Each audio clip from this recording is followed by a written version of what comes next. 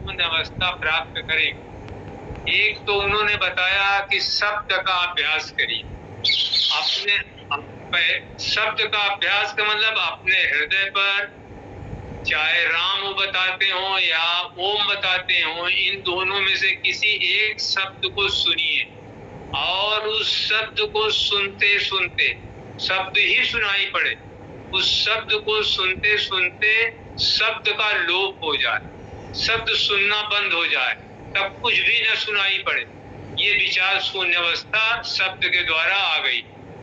उस अवस्था में जब हम शब्द को सुनते सुनते शब्द का सुनना बंद कर देते हैं या बंद हो जाता है, तब ईश्वरी ज्ञान शुरू होता है। दूसरी युक्ति हमारे गुरुओं ने बताई, प्रकाश। हमारे गुरु को सामने बैठ करके उनके हृदय से प्रकाश अपने हृदय में भरना, और वो प्रकाश पूरे शरीर में भरना है, तो पूरा शरीर प्रकाशमय हो जाएगा। पूरा शरीर जब प्रकाशमय हो जाएगा तो उस स्थिति में बिना सिवा प्रकाश के और कुछ भी नहीं दिखाई पड़ता। जिनको गुरु लोग प्रकाश से पूजा बताते हैं, उनको ये बताते हैं कि उनको सामने बैठाल के उनके हृदय से प्रकाश की धार अपने हृदय में लीजिए और पूरे शरीर में प्रकाश भरिए। प्रकाश के अलावा और शरीर में कुछ दिखाई ही न पड़े, तो उस प्रकाश से भी विचार शून्य अवस्था आ जाएगी, मन शांत हो जाता। तीसरी चीज जो बताते हैं गुरु लोग, तीसरी किस्म की युक्ति जिससे विचार शून्य अवस्था आती है, विचारों से रहित अवस्था आती है, मन में विचार नहीं आते, वो अपनी शकल को बताते हैं कि गुरु को सामने बैठाल के उन्हीं गुरु महाराज का ध्यान मनन करिए। गुरु की प्रकाशित शकल सामने बैठा लिए और उनको जितनी महत्ता आप देंगे, गुरु को जितना ही आप मर्यादा के रूप में देखेंगे, उतना ही गुरु की शक्तियां आप में आएंगी और आपको विचार शून्य अवस्था प्राप्त होगी। मन में विचार तब नहीं आएंगे, चाहे शब्द के द्वारा अभ्यास बताते हो, चाहे प्रकाश के द्वारा अभ्यास बताते हो, चाहे वो अपने रूप के द्वारा अभ्यास बताते हो। कुछ लोगों को ऐसा होता है कि शिष्य में गुरु का रूप समाहित हो जाता है, तो उनको लगता है कि हम नहीं है, गुरु महाराज ही हैं। उनका अपना शरीर गुरु की शकल का हो जाता है। और वो जब कभी आईना देखते हैं तो आईने में उनको अपनी शक्ल नहीं दिखाई देती, हमेशा गुरु की शक्ल दिखाई देती। और कुछ समय तक उनको आईने में गुरु की शक्ल दिखाई देगी और कुछ समय बाद ये होगा कि आईने में कुछ भी नहीं दिखाई देगा, केवल आईना साफ सुथरा दिखाई दे। इसका मतलब हुआ जब ऐसी अवस्था आ जाए तो उसको लय अवस्था कहते हैं और गुरु में एकाकारिता हो जाए। तो चाहे आप शब्द के द्वारा विचार शून्यता प्राप्त करें या प्रकाश के द्वारा करें या गुरु की शकल का अध्ययन करके विचार शून्यता प्राप्त करें। इसलिए विचार शून्यता ही, दत्ता जी महाराज कहते थे, विचार शून्यता ही उस अशरीरी, उस सर्वव्यापक और उस निर्विकार को जानने की सफलतम कुंजी है। इसके अलावा और किसी विधि से परमात्मा को कोई जान नहीं सकता। जब तक विचारों की घुमड़ है, विचार बराबर आ रहे हैं जा रहे हैं, तो मन में तो वही विचार ही है। मन विचारों से शांत अवस्था में आ जाएगा जब, तभी अध्यात्म विद्या की शुरुआत होगी और तभी आप जिस ज्ञान को प्राप्त करने के लिए आपने गुरु से संबंध जोड़ा है, वो ज्ञान आपको फिर प्राप्त होना शुरू हो जाएगा और तब आपको वास्तविक शांति प्राप्त हो। इसीलिए हमारे सभी साधकों को, हमारे सभी पूजा करने वाले भाइयों को गुरु महाराज ने किसी को शब्द के द्वारा अभ्यास बताया है पूजा करना, किसी को प्रकाश गुरु से लेकर बताया है और किसी को अपने रूप का अध्ययन करने के लिए बताया है। और इन तीनों में से किसी को केवल एक ही बताया, और उसी को लेकर के हम प्रकाश या शब्द या रूप को लेकर के हम बिना अपने मन को विचारों से रहित कर सकते हैं, मन में विचार का आना बंद कर सकते हैं। जब मन में विचार का आना जाना बंद हो जाएगा तो उस मन को विचार शून्य विचार मन कहेंगे। विचार शून्य, जब मन विचारों से शून्य हो जाता, विचार रहते ही नहीं, उस अवस्था में परमात्मा का ज्ञान होना शुरू हो जाता। इसलिए युक्ति से परे जाकर के, विचारों से परे जाकर के, तर्क के परे जाकर के, बुद्धि के परे जाकर के ही परमात्मा को जाना जा सकता है। परमात्मा को इंद्रियातीत अवस्था में जाना जा सकता है, इंद्रियों से परे अवस्था में। और जब विचार शून्यता आती है तो शरीर इंद्रियों से परे मन हो जाता है, उस अवस्था में परमात्मा का ज्ञान होना शुरू हो जाता है। आपको बताएं, राजा जनक को विदेह कहते थे। विदेह माने जिसको अपने शरीर का भान न हो। और उनकी पुत्री जो सीता जी थी उनको वैदेही कहते थे। राजा जनक को विदेह और उनकी पुत्री सीता जी को वैदेही कहते थे। विदेह का मतलब होता है जिसको अपने शरीर का भान न हो, क्योंकि उन्होंने अपने शरीर को अपने से अलग कर दिया था और वो स्वयं आत्मा में लीन हो गए। तो एक बार ऐसा हुआ, व्यास जी जो वेदों के रचयिता माने जाते हैं, वेदों के प्रवर्तक माने जाते हैं, व्यास जी को ईश्वरीय ज्ञान नहीं था। उनके पिता को भी ईश्वरीय ज्ञान नहीं था, उनके पितामह को भी ईश्वरीय ज्ञान नहीं था। लेकिन उनके एक पुत्र थे जिनको सुखदेव जी कहते थे। सुखदेव जी अपने जन्म से ही सिद्ध थे। सुखदेव जी जो व्यास जी के पुत्र थे, अपने जन्म से ही उनको अध्यात्म विद्या की झलक उनको लग गई थी और उनको इसका कुछ ज्ञान होना शुरू हो गया। एक दिन व्यास जी ने अपने पुत्र सुखदेव से कहा कि तुम राजा जनक के दरबार में चले जाओ और उनसे अध्यात्म विद्या सीखने के लिए निवेदन करना, प्रार्थना करना। तो सुखदेव जी पिता की आज्ञा मान करके राजा जनक के दरबार में, राजा जनक के यहाँ उपस्थित होने लगे। तो द्वार पर जो प्रहरी लोग बैठे थे, द्वारपाल लोग बैठे थे, उन्होंने उनको एक आसन दे दिया सुखदेव जी को कि इस पर आप बैठिए।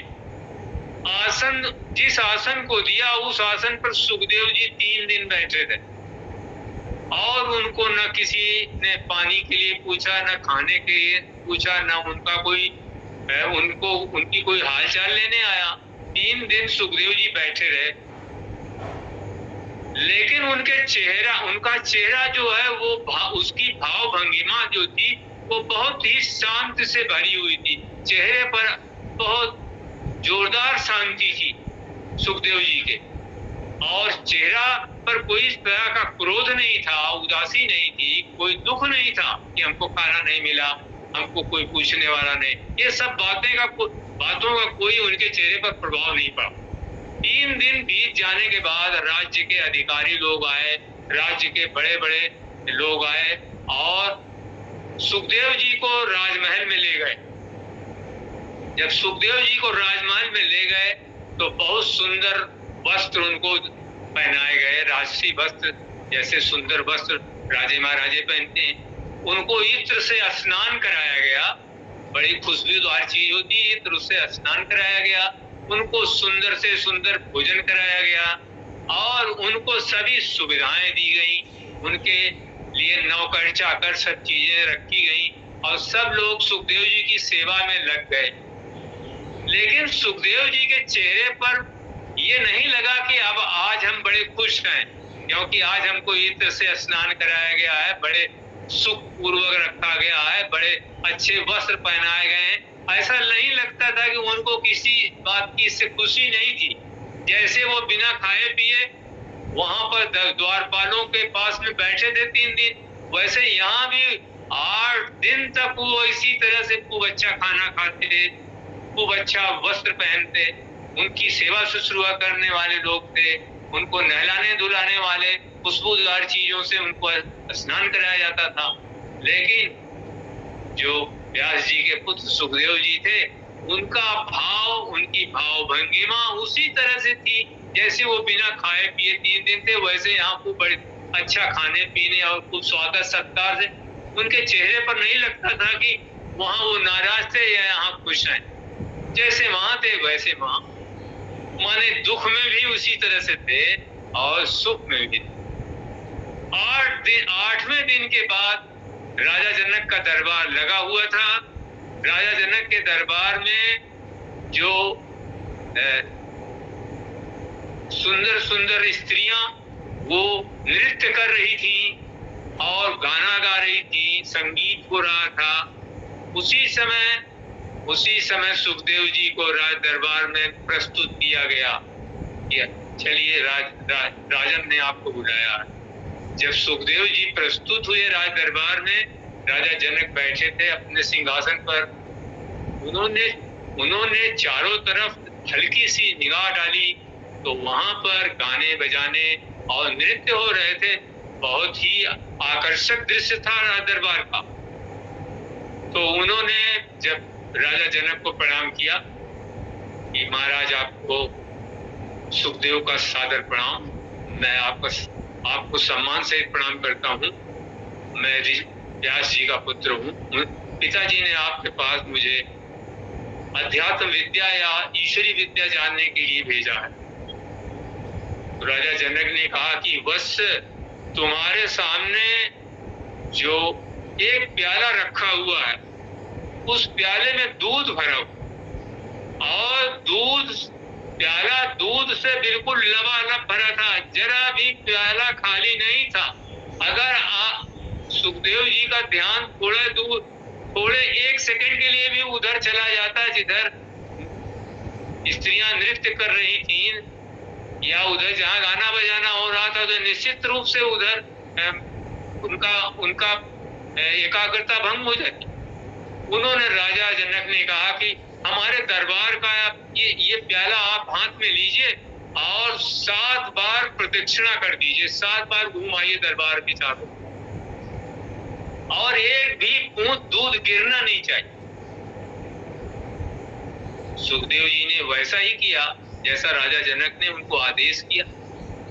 सुखदेव जी वो लबालब प्याला दूध का भरा लेकर के उन्होंने 7 बार दरबार की प्रदक्षिणा कर दी, 7 बार परिक्रमा कर दी और प्याले को लेकर के वापस आए जब, तो राजा जनक के सामने उसको उसी तरह से रख दिया जहां रखा था।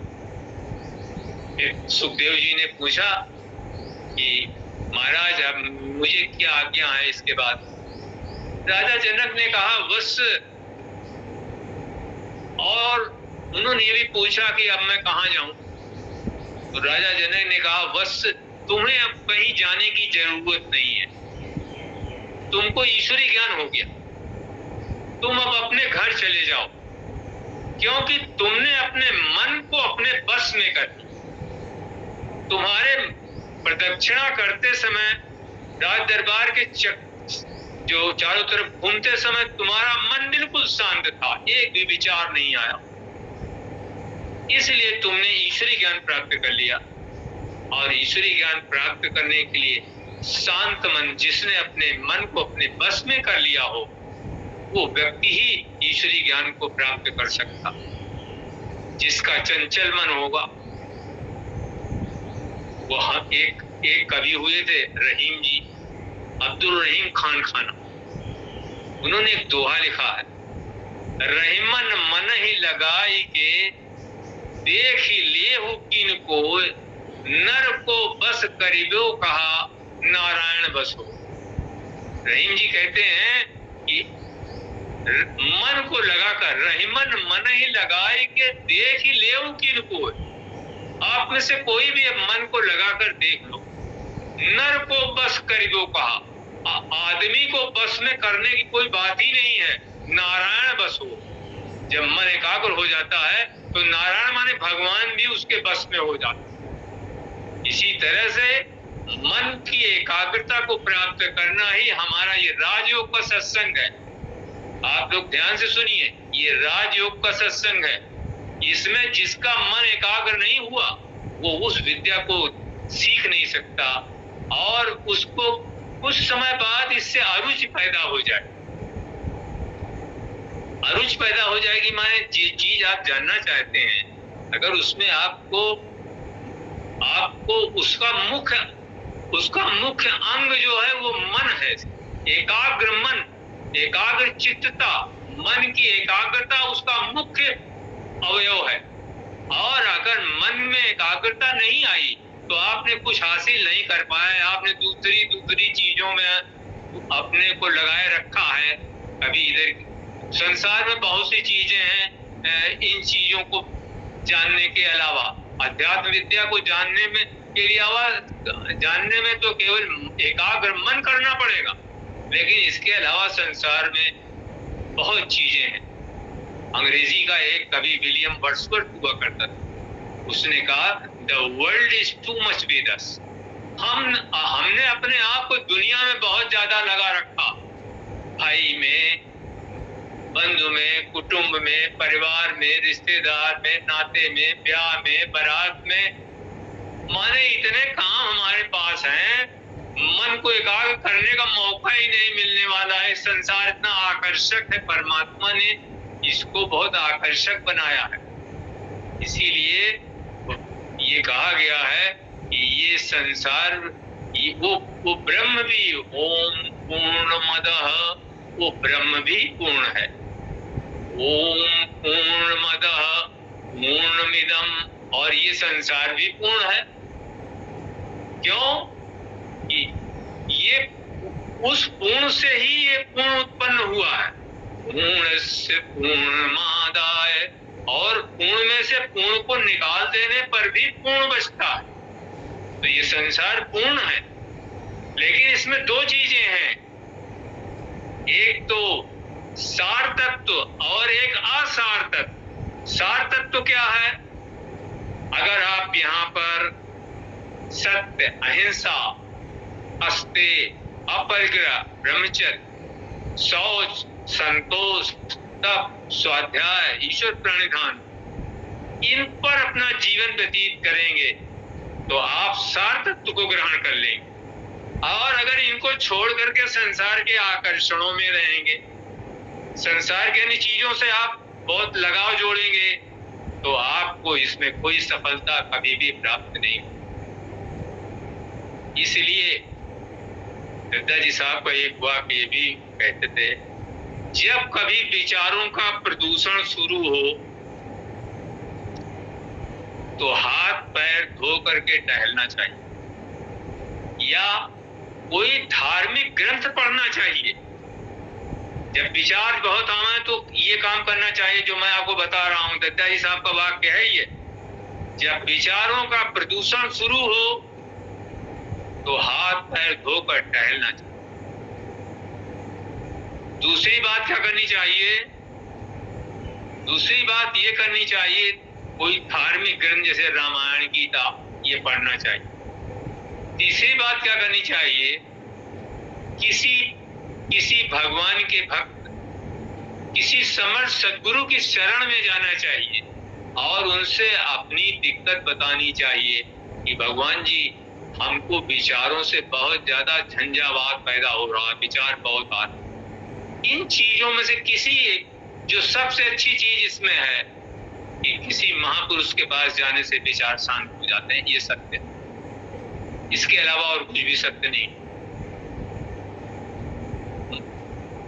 जैसे आपने किसी महान पुरुष के पास आप गए, चचा जी साहब कहते थे कि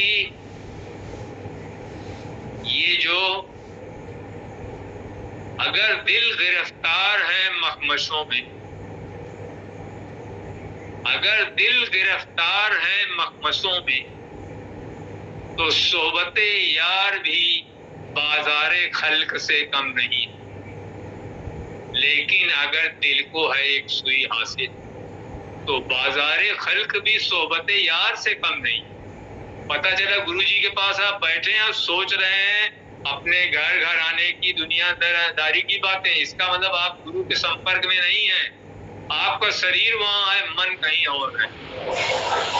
इसलिए मन से गुरु से जुड़िए, शरीर से नहीं।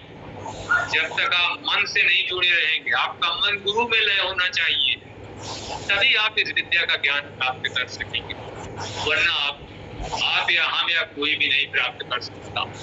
आप गीता भी ये बात लिख रही है, मनुष्याणाम सहस्रेषु, सहस्त्रों मनुष्यों में कोई एक इस मार्ग पर चलता है। सहस्त्रों मनुष्यों में कोई एक इस मार्ग पर चलता है, और उन चलने वाले लोगों में कोई एक मुझे तत्व रूप में जान पाता है। ऐसा भगवान कृष्ण कह रहे हैं। मनुष्याणाम सहस्रेषु कश्चित् कश्चित् है, सहस्त्रों मनुष्य में कोई एक इस मार्ग पर चलता है।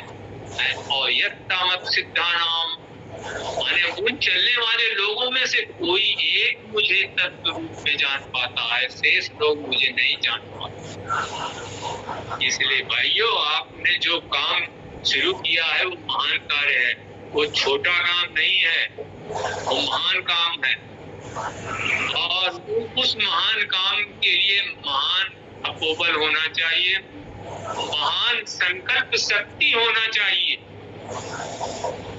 क्या आपने नहीं सुना है कि गांधारी ने अपने आंख की पट्टी खोल करके अपने पुत्र दुर्योधन के शरीर को वज्र बना दिया? ये उसकी संकल्प शक्ति थी। हर मनुष्य में एक संकल्प शक्ति होती है, विल पावर होती है। उस संकल्प शक्ति को एकाग्र मन के द्वारा जागृत करिए। किस तरह से जागृत करिए? जिस तरह से आचार्य द्रोण ने पूछा था अर्जुन से कि बस तुम चिड़िए को निशाना लगाना चाह रहे हो, तुम क्या देख रहे हो? तो अर्जुन जी ने कहा कि गुरुजी, मुझे केवल चिड़िए की आंख दिखाई दे रही है और कुछ नहीं दिखाई दे। और जब दूसरे अपने शिष्यों से उन्होंने पूछा तो उन लोगों ने कहा कि हमें पेड़ दिखाई दे रहा है, किसी ने कहा पत्ती दिखाई दे रही है, किसी ने कहा फल दिखाई दे रहा। माने केवल आपको चिड़िए की आंख में, जैसे अर्जुन जी को निशाना लगाना था, तो केवल चिड़िए की आंख दिख रही। अगर आपको अध्यात्म विद्या प्राप्त करना है, अपने मन को शांत अवस्था में लाना है, तो गुरु महाराज के अलावा गुरु महाराज में अपने मन को स्थिर करिए। चंचला ही मन कृष्ण। अर्जुन जी कह रहे हैं कि भगवान जी, मन हमारा बड़ा चंचल हो रहा है। तो भगवान जी ने कहा, भगवान कृष्ण ने कहा, मन मना भवो मद भक्तो मद्याजी माम नमस्ते। आए अर्जुन, तू केवल मेरा ध्यान कर, मेरा मनन कर, मेरा चिंतन कर, मैं तुम्हें सारे पापों से मुक्त कर दूंगा और सभी धर्मों को छोड़ करके तू मेरी शरण में आ जा। भाई, समय भी हो गया है। मैं आप लोगों से इसलिए निवेदन कर रहा हूँ, इस समय पर मैं आपको याद जरूर दिलाता हूँ कि आपका लक्ष्य क्या है, आपका उद्देश्य क्या है, आपको करना चाहिए और नहीं करना चाहिए। भाई, सभी लोगों को प्रणाम, सभी